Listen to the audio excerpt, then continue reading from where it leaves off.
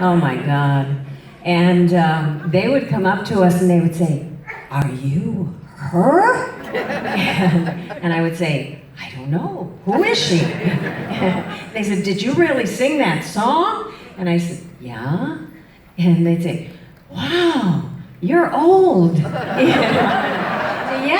Yeah, so, but we felt like queens for a day. I mean, well, not even just a day. We throughout this whole 5 years that we've been going along with Steve, it's been quite a trip, and it's given me a reason to live, basically, because when you get to a certain age, you don't have the opportunities to perform, especially when you live in the rural parts of Illinois or Virginia or wherever you live. And so it's these have been the highlights of my life for the last few years. So I just appreciate the fact that somebody wants me to sing and that I have to actually get up and vocalize. It's just fabulous.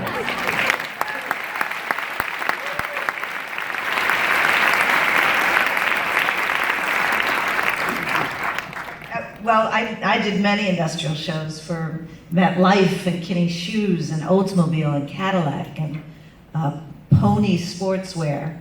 And, but it was, when I first came to New York, the thing that you could do to survive. Wanting to be on Broadway, wanting to be off Broadway, but the way you could survive, you could do 4 industrials a year and make a living waiting for that big Broadway break. But I started performing in them, and then I started to get hired to direct and choreograph them. And they were a real stepping stone for me to become a Broadway director and choreographer, because all of a sudden I had a deadline, I had to create music arrangements and work with the composers and the lyricists as if we were doing a real show.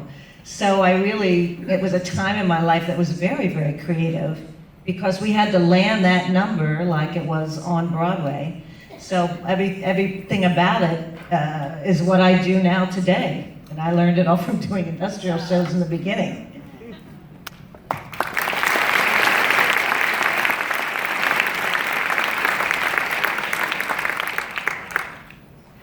I think that's actually all we have time for.